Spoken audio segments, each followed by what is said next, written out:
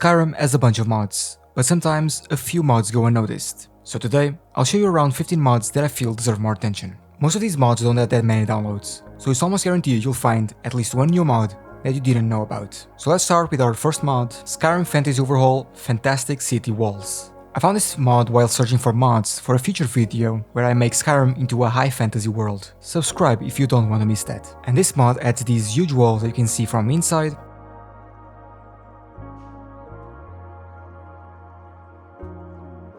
and outside the cities.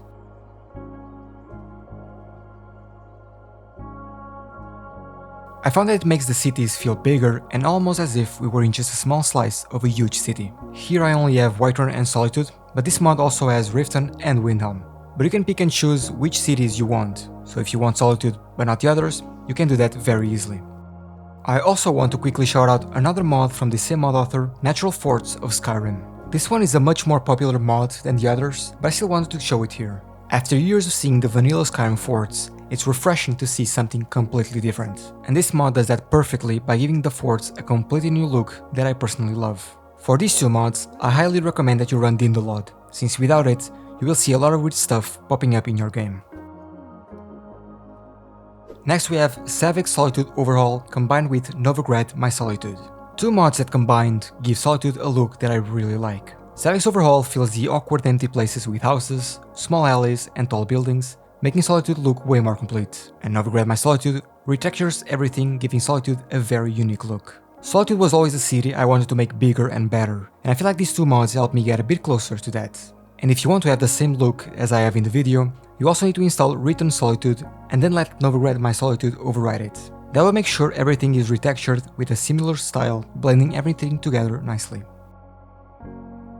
Next mod is also here in Solitude with the Lucky Skeever of Solitude. I've been using this mod for years now and I thought it was way more popular. This is the player home upstairs of the Viking Skeever, and as you can see, the door is in a place where it makes it compatible with pretty much every mod that changes Solitude. Okay, maybe not the balcony. This player home has a double bed for you, a place to wash your character if you use a mod for that, a place for your followers to sleep, a kitchen with storage for your food, a workstation with a good amount of general storage, and a balcony with the perfect view for Sunday events.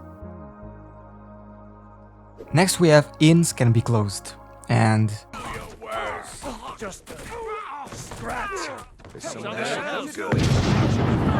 okay, let's try a different inn. With this mod when... God damn it. No, it's not you, you're for a different video. When you're trying to rent a room, there's a chance that all of the rooms are booked, so you'll have to find somewhere else to sleep. This mod can make other mods like Campfire even more useful, so if you use Campfire and find yourself not using it all that much, this mod might be for you.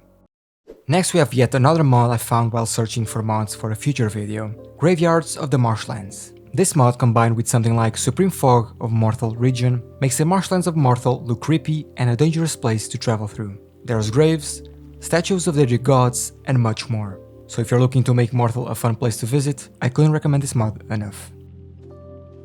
Next we have a mod that I absolutely love. I like the vanilla trolls, but it's not really what I have in mind when I think of a troll. True Nordic Trolls Revamped changes that, making the trolls of Skyrim look way cooler and more like, I don't know, a troll.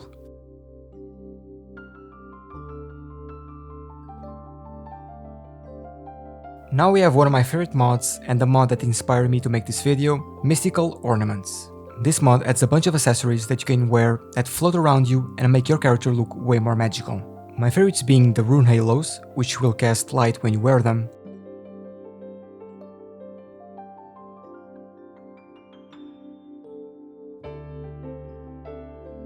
the staves, these two being my favorite, and the Elder Scroll. But you also have spell tomes, there's 3 examples here, and even lanterns that will illuminate your surroundings.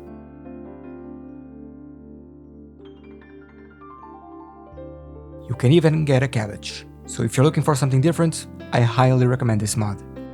Half Moon Cottage is next. This is a player home that you can find between Half Moon Mill and the Alchemist Camp. And it has pretty much everything you need in a player home. Inside you have a cooking station and a mortar and pestle that works as an alchemy station. Under the stairs you have a chest to store some of your stuff.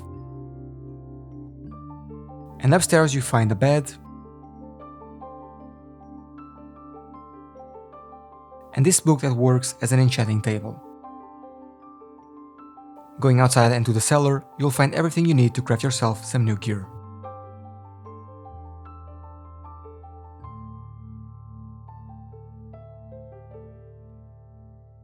A simple player home, but a really cozy one. Next we have one of my favorite mods of all time. Okay, maybe not, but it's a pretty funny mod. This mod adds 11 very unique spells with different levels of usefulness. But let me tell you about some of my favorite ones, like Apply Garlic, which turns normal bread into garlic bread. I would love to have this spell for myself. We also have Sweet Tooth, which turns grilled leeks into sweet rolls. And a very useful spell for non-thief characters, Stolen Bounty, which transforms one lockpick into a loaf of bread. I'm sure you'll find at least one of these spells to be useful to you. Or maybe not. Next mod is one I can't wait to use on my next mage playthrough, Liminal Portals. This mod lets you create pairs of portals anywhere in the world that you can use to teleport yourself between. To do this, you use the Liminal Portals open spell in the place you want your portal, and if you need to fine tune its position, you can request it. And once it's done, you interact with the portal to confirm the position. You will need a soul gem to do that, but that shouldn't be a problem for a mage character. After that, you will get a Liminal Portal Stone. This is what you'll be using to open the other side of the portal. Now travel to the place you want your portal to take you, cast the Liminal Portals open spell again, make sure it's perfect, and then equip the portal stone in your inventory. And that's it.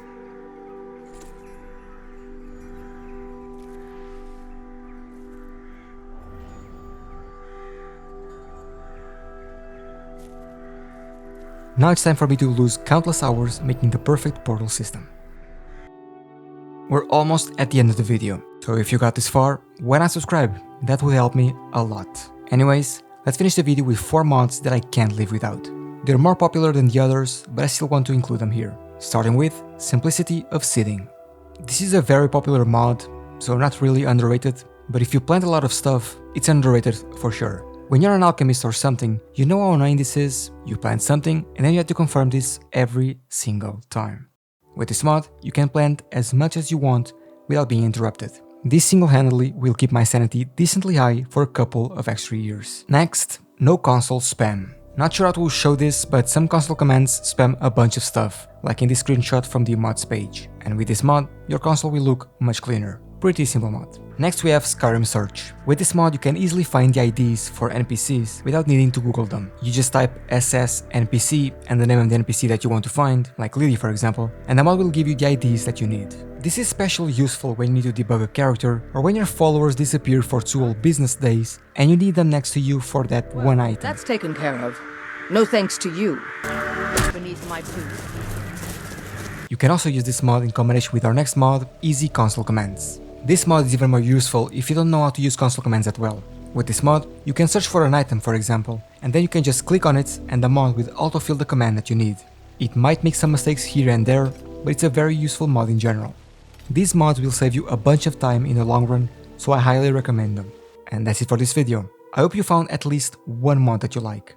And if you know of any other mods that you consider to be underrated or that went completely unnoticed by the community, leave them in the comments and I'll make sure to have a look. Thank you for watching, don't forget to subscribe, and I'll see you on my next video. Bye bye.